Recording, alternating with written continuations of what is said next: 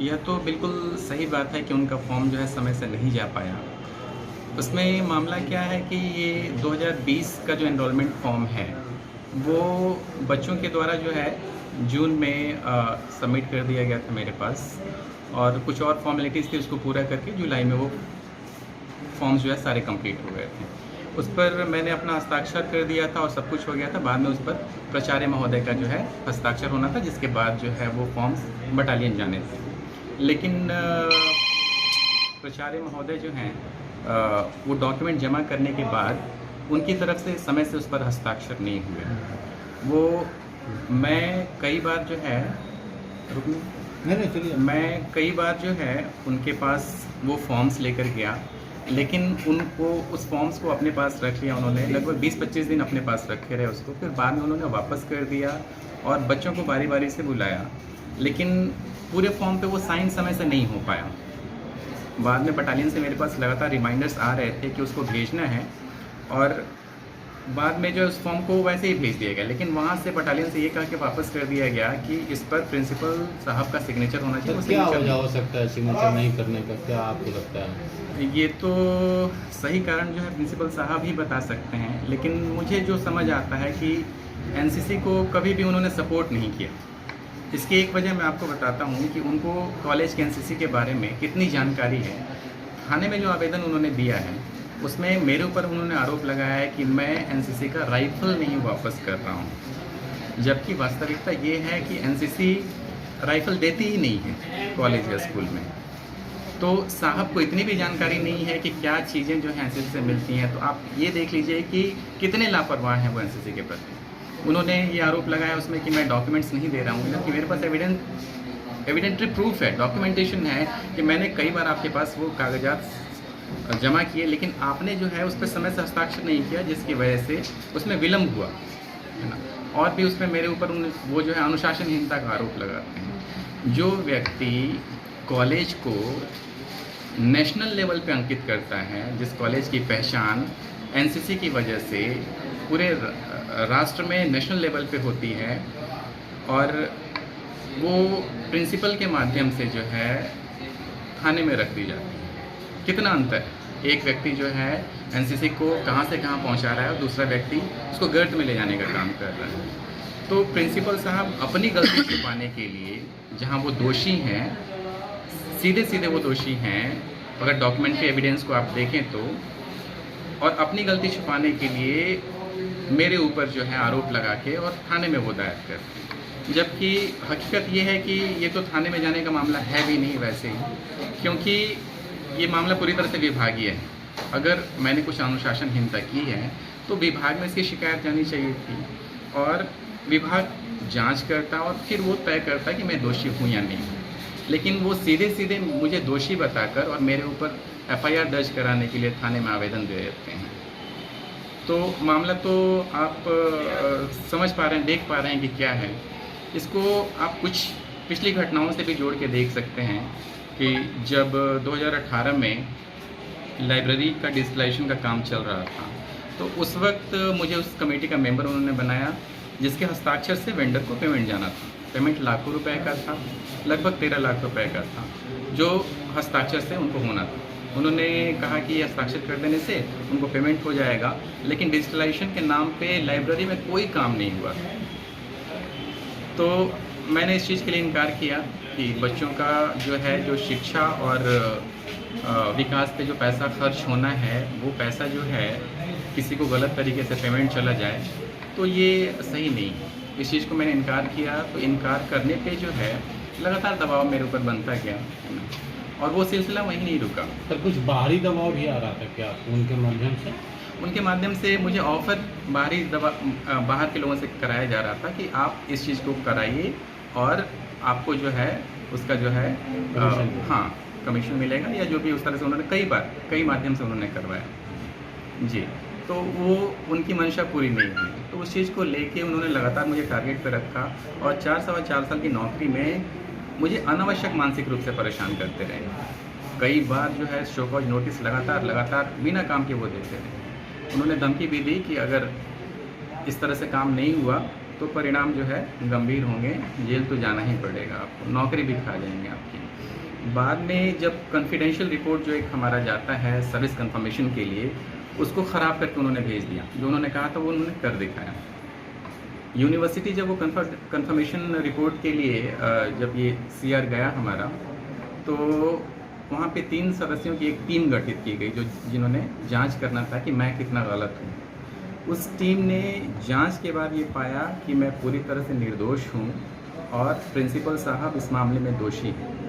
इस चीज़ को देखते हुए जो है मेरी सर्विस जो है वो कंफर्म की गई, और तत्कालीन जो वाइस चांसलर सर थे उन्होंने उनके ऊपर लिखा कि इस प्रिंसिपल ने आर्थिक अनियमितता की सारी सीमाएं लांघ दी। एक वाइस चांसलर अगर एक प्रिंसिपल के बारे में इस तरह की बातें कहता है, और वो भी डॉक्यूमेंट्री एविडेंस के आधार पे, तो कहीं ना कहीं मामला तो है ही भ्रष्टाचार का। आपने अपने उच्च अधिकारियों को जी इस बारे में सूचित किया था? बिल्कुल सूचित किया है, बिल्कुल सूचित किया है। मैंने वाइस चांसलर सर को लिखा है और 36 पन्ने का एविडेंस दिया है जिसके साथ मुझे किस तरह से परेशान किया जा रहा था, और उसी के आधार पर वो टीम गठित हुई और फिर उन्होंने जो है अपनी रिपोर्ट दी, जिसमें मुझे निर्दोष बताया और उनको दोषी पाया गया।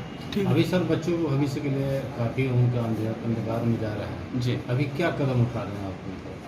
जी NCC का जो निलंबन है वो कुछ समय के लिए है, बहुत थोड़े समय के लिए। वो इसी हफ्ते में रिस्टोर भी हो जाएगा, लेकिन आप देखेंगे और पाएंगे कि NCC जो है 2018 में यहाँ पे मेरे और बच्चों के प्रयास से जो है वो रिस्टोर हुई। उसके पहले NCC नहीं थी, काफ़ी वर्षों से जो है वो नहीं थी।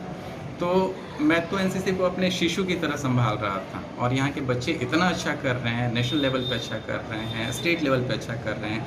हर जगह उनकी जो उपस्थिति है बहुत सकारात्मक है। सारे एग्ज़ाम्स में इवन वो टॉप कर रहे हैं, दिल्ली राजपथ परेड में जा रहे हैं, IIM में ट्रेनिंग के लिए जा रहे हैं। तो कहीं ना कहीं ये बहुत अच्छी राह पे जा रहे हैं, और NCC के माध्यम से बच्चे बहुत अनुशासित हो रहे हैं और अपने लक्ष्य के प्रति बहुत कमिटेड हैं।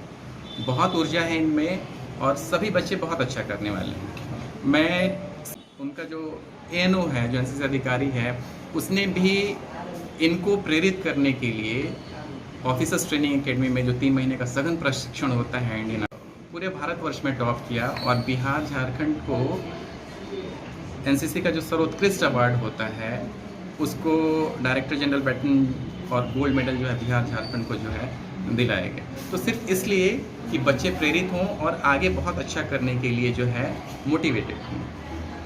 देखिए NCC वाले बच्चों का दोषारोपण है कि आपके द्वारा फॉर्म पे दस्तखत नहीं किया गया इनके गवर्नमेंट पे, और ये लोग धरना प्रदर्शन भी किए हैं। क्या कहना चाहेंगे सर? मूल बात को विषयांतर किया जा रहा है। मूल बात है कि जब तक NCC यहाँ है तब तक प्रकाश जी का ट्रांसफ़र संभव नहीं है, जब तक कि वहाँ से इनका NOC नहीं होता है। जी। और प्रकाश जी बाहर चाहते हैं, पटना, इनका परिवार पटना में रहता है, यहाँ के बड़े सेठ हैं, यह भी सच है। तो ये इसी को ताना बाना बुन करके और विषय को विषयांतर इन्होंने किया है। और ये ट्रेनिंग में गए, ये काम पर भेजे गए थे। NCC के काम ये अच्छा करते हैं, हमको इनके काम से कोई शिकायत नहीं है, हम इत्मीनान थे, मेरा काम चल रहा है अच्छा भी, ठीक है। इन्होंने 15 अगस्त को ड्रेस नहीं पहना और झंडे की सलामी भी नहीं दी, यह देशद्रोह का हमारा मामला बनता है। दूसरी बात कि ट्रेनिंग वहाँ गए, ट्रेनिंग प्रोग्राम के दरमियान, डिटेलमेंट के प्रोग्राम के दरमियान इन्होंने सेना के वरीय अधिकारियों को भला बुरा कहा और कहा कि हमारा पेट्रोल पंप है, हम बड़े व्यापारी हैं, हमारा बिजनेस है, हमारे नौकरी से लेना देना नहीं, मैं रिजाइन करता हूं। तो इन्होंने चुपचाप वहीं रिजाइन कर दिया, जबकि रिजाइन उनको डायरेक्ट नहीं करना है, सीधा सीधी उनको कोई भी बात कहनी होगी तो प्राचार्य के माध्यम से कहनी है। 2-3 महीना ये तथ्य छिपाए रहे। जब डायरेक्टरेट से हमें चिट्ठी आई, ऐसा ऐसा मामला है, इनसे सब कुछ पूछिए। हमने पूछा कि भाई देखो यदि ऐसी बात है एनसीसी रहनी चाहिए और आप लिख बोलिए कि रहना है तो आप लिख दीजिएगा कि हम आवेश में आकर के ऐसा किए हैं तो हम उनसे क्षमा याचना तो आप लोगों के तुम्हारे बिहाफ में करके एनसीसी को यहाँ से हम जाने नहीं देंगे। अब ये ताना बाना बुन के कुछ बच्चों का फॉर्म यहाँ भेजे और अपने आना मुनासिब नहीं समझे। सभी बच्चों को 1 बाई 1 बुला करके किसी को सत्यापित करना है तो हमें अब देखना पड़ेगा कि बच्चा वो है या नहीं है। तो एक एक बच्चों को हमने बुलाया और हमने कर दिया। और जो बच्चे नहीं आए हमने कहा कि नेक्स्ट टाइम में भेजिएगा, नेक्स्ट टाइम मैं करूँगा। तो फिर बच्चों को क्या क्या सिखाए पढ़ाए, वो कुछ बच्चे 10-20 का सिग्नेचर नहीं हुआ था तो हम क्या जाने, इनको फिर हमसे करवाना चाहिए था या बच्चे का भेजना चाहिए था। कि ये तो राजनीति के तौर पर और अपने स्थानांतरण के लिए अपने पैसा और अपने धन का घमंड में इन्होंने चाहा कि एनसीसी यहाँ से चला जाए। फिर बात एनसीसी अधिकारियों को हमने कहा तो वो लोग चिट्ठी इनको दिए तो ये चिट्ठी लेने से भी इनकार कर दिए।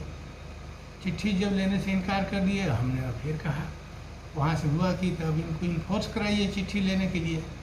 तो मैंने थाने में आवेदन दिया कि इनसे जो जो एनसीसी का जो कागजात हैं और जो उपस्कर हैं एनसीसी के, जो ट्रेनिंग के हथियार हैं, औजार हैं और जो भी डॉक्यूमेंट हैं आप उनको वापस करिए और हमको थाना के हमें सहयोग करें कि ये सामान हमें मिल जाए ताकि एनसीसी चले। और एनसीसी को फिलहाल यहाँ से सस्पेंड कर दिया गया है।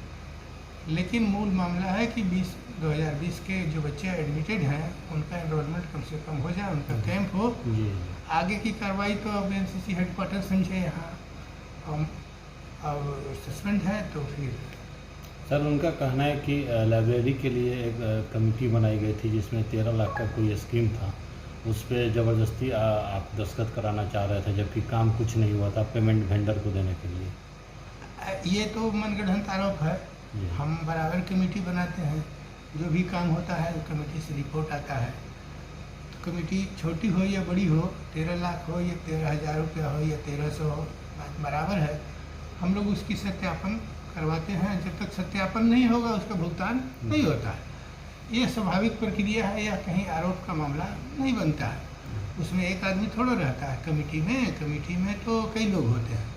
सबकी सहमति असहमति ली जाती है, सबकी राय होती है। तो राय नहीं बनी कि इनको भुगतान नहीं करना है, इनका काम पर्याप्त नहीं है तो उनका भुगतान नहीं होगा। ये इनका कहना था सर कि बाहर से भी हमको फोर्स दिलवाया जाता है। बाहर का कोई फोर्स नहीं होता है उसमें। ये तो सारी बात, ये तो कुछ भी कर सकते हैं। सेना के अधिकारियों को जब ये नहीं पकड़ते हैं, राष्ट्रीय ध्वज का सलामी करना बंद कर देते हैं, तो इनसे बड़ा तो अब आगे तो हम क्या बताएं इस पर। लोगों को सोचना है, उच्च अधिकारियों को, लोगों को सोचना है। हम तो सलाह देंगे कि इनके बहकावे में छात्र ना आए, एनसीसी में जो प्रक्रिया है उसमें रहें। हम जब तक हैं बहुत मेहनत से यहाँ एनसीसी आया है और बहुत प्रयास किया गया है। अब इनके निजी स्वार्थवश यदि चला जाएगा तो कॉलेज का दुर्भाग्य होगा और मेरे माथे पर भी एक कलंक लगेगा कि आपके समय में एनसीसी आया और चला गया। लेकिन मैं प्रयास में हूँ कि एनसीसी यहाँ रिस्टोर हो जाए और हमने दूसरा अधिकारी टेम्पोररी बहाल कर दिया है और वो सारे कार्यों को धीरे धीरे करा रहे हैं।